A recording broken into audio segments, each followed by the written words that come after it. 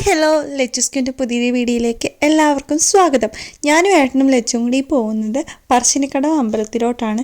ഞങ്ങൾ കുറച്ച് നേരമൊക്കെ പുലർന്നതിന് ശേഷമാണ് ഇറങ്ങിയത്. ലച്ചു മടി കിടന്ന് ഓരോന്ന് പറയാണ്, സ്വാഗതമൊക്കെ പറയുന്നുണ്ട്. പക്ഷേ അതൊന്നും ക്ലിയർ ഇല്ലാത്തതുകൊണ്ടാണ് വോയിസ് ഓവർ കൊടുക്കുന്നത്. ഈ വീഡിയോസൊക്കെ ഒത്തിരി പഴയതാണ്. എവിടെ പോയാലും വീഡിയോ എടുക്കുന്നത് ഇപ്പം എൻ്റെ ഒരു ശീലമായി മാറിയിട്ടുണ്ട്.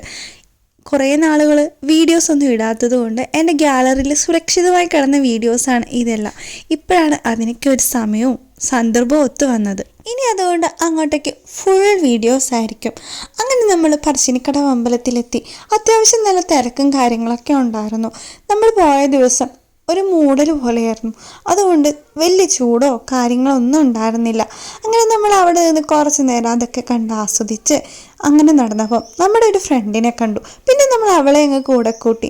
അങ്ങനെ നമ്മൾ നാലാളും കൂടെ പോയി ഒരു ഐസ്ക്രീമൊക്കെ മേടിച്ച് കഴിച്ചു. ആയാലും ലച്ചു ഫുൾ ഹാപ്പി ആയിരുന്നു. ഐസ്ക്രീം കിട്ടിയ എൻ്റെ ലച്ചുവിൻ്റെയും കാര്യം പ്രത്യേകിച്ച് പറയേണ്ടതൊന്നുമില്ലല്ലോ. അങ്ങനെ നേരം കുറച്ചങ്ങ് പോയി. ഞങ്ങൾക്ക് നന്നായിട്ട് വിശക്കുന്നുണ്ടായിരുന്നു. ഞങ്ങളൊരു ഹോട്ടലിൽ കയറി ഫുഡൊക്കെ ഓർഡർ ചെയ്ത് അവിടെ ഇരുന്ന് കഴിച്ചു. ലച്ചു ആണെങ്കിൽ അവളുടെ കൂടെയായിരുന്നു ഫുൾ ടൈം. അതുകൊണ്ട് ഞാൻ കുറച്ച് നേരം ഫ്രീ ആയിട്ട് അങ്ങനെ ഇരുന്നു. ഭക്ഷണമെല്ലാം കഴിച്ച് നമ്മൾ നേരെ ഇറങ്ങിയത് ഈ കാണുന്ന കടകളിലോട്ടാണ്. എന്തേറെ ഐറ്റംസാണ് അവിടെ. നമ്മൾ നോക്കി നിന്ന് പോവും. വാങ്ങിച്ചാലും ഇല്ലെങ്കിലും ഇതൊക്കെ കാണാൻ നല്ല ഭംഗിയാണ്. അങ്ങനെ വേണ്ടതും വേണ്ടാത്തതുമായ കുറേ സാധനങ്ങളൊക്കെ വാങ്ങിക്കൂട്ടി നമ്മൾ നേരെ പോയത് സ്നേക്ക് പാർക്കിലോട്ടായിരുന്നു. കുറേ നാളായി ഞാൻ ഈ സ്നേക്ക് പാർക്കിലോട്ട് വന്നത്. പണ്ട് എപ്പോഴോ വന്നതാണ്. അപ്പോൾ കുറേ മാറ്റങ്ങളൊക്കെ വന്നു എന്ന് കരുതി വന്നതാണ്. ലച്ചു ആണെങ്കിലും ഫസ്റ്റ് ടൈമാണ് ഇങ്ങോട്ട് വന്നത്. എനിക്ക് ആകെ ഇവിടെ ഇഷ്ടപ്പെട്ടത് ഈ മീനിൻ്റെ ഒരു ഇത് മാത്രമാണ്. അതും അത്രയ്ക്ക് അങ്ങോട്ട് വലുതൊന്നും അല്ലെങ്കിലും അത്യാവശ്യം കണ്ടുപോകാം, അത്രയ്ക്കൊക്കെ ഉള്ളൂ. മീനെ കണ്ട് പുറത്തിറങ്ങിയപ്പോഴത്തേക്കും മഴയൊക്കെ ചെറുതായിട്ട് തൂളുന്നുണ്ടായിരുന്നു.